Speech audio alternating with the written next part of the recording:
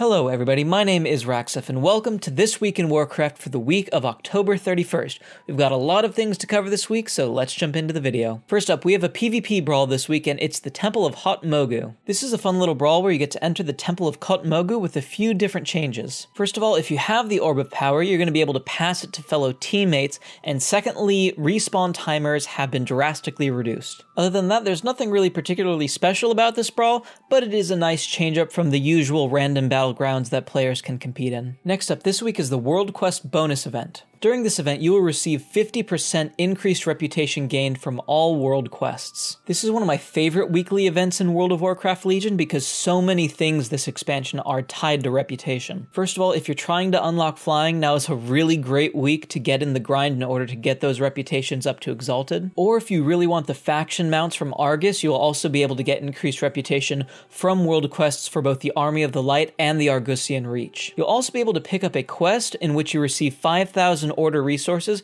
for completing 20 world quests, and 20 world quests isn't that much of a number, so I'd highly recommend picking the quest up. Today is sadly the last full day of Hallow's End, so if you're planning on spending some of your well-saved tricky treats on some new pets, then now would be the time to do so. And if you're like me and have had no luck getting the Headless Horseman mount this event, then today is also the last day that you'll be able to do that, so I am saying a quick prayer for all of you, and me included, that we all get good luck and get that Headless Horseman mount. However, with the end of Hallow's End, we also have Day of the Dead starting November 1st and running through November 3rd. This is a fun little event where you can get a new battle pet, as well as do a couple of fun activities. I'm going to be listing a full guide in the description down below. The Darkmoon Faire for the month of November is also starting this weekend, so if you're on the road to get the Darkmoon dirigible, now is a great time to start grinding out those Darkmoon tickets.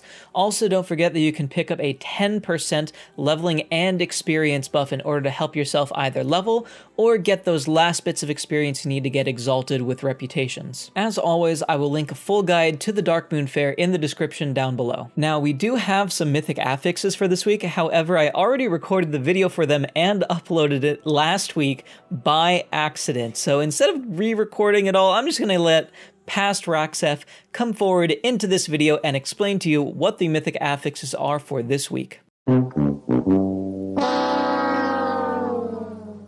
The mythic affixes for this week are Bolstering, Skittish, and Fortified. With Bolstering, non-boss enemies will buff nearby allies' health and damage every time they are defeated. What this means is that you're going to want to use your AoE to defeat all of the mobs in a pack at the same time. If you focus one down and then move on to a next, you're simply going to be buffing the health and damage of all the surrounding enemies, and it's going to take you that much longer to defeat them and be a real pain on your healer. Skittish means that the tank generates 75% less threat. So what's really beneficial here is if you have a really strong AoE CC, like the Warrior Shockwave, in case mobs get loose and start running towards other players. Thankfully, you should be focusing on AoEing these mobs down altogether, and that way you don't really need to worry about one particular enemy getting loose and wandering towards a ranged DPS. If you manage to CC them all in a group and then AoE them down, you shouldn't have any trouble with this mechanic at all. And lastly, Fortified buffs the health of all non-boss enemies and increases their damage dealt by 30%. Right off the bat, this does mean that you are going to be spending more time defeating non-boss enemies, so don't be afraid to blow your cooldowns in order to get through them quicker, and also don't forget to do the mechanics and interrupt non-boss enemies whenever you can. Since the first affix this week is Bolstering, do take care to really AoE those mobs down as best you can,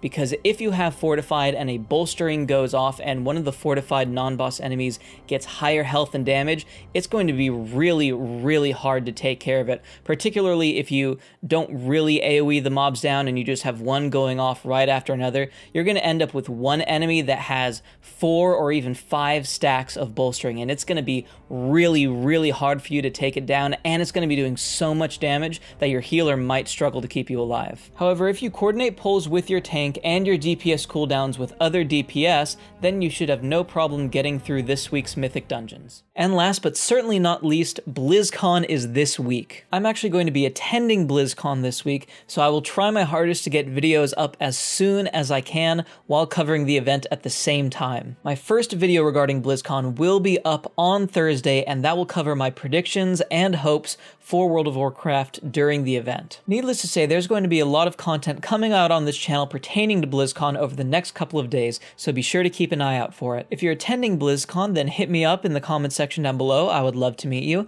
And for all of those watching online, I hope you guys enjoy all of the content that will be offered to you via the streams. And that's going to do it for This Week in Warcraft. If you like the video, then give it a thumbs up. If you have anything to say, if you're wanting to vent about not getting that Headless Horseman mount, or if you're really excited for BlizzCon and you can't wait for the streams to start, then let me know in the comment section down below. And if you like my channel and you want to keep up to date with the types of videos that I'm making, then of course feel free to subscribe. With that being said, I look forward to seeing you guys in the next video. See you later.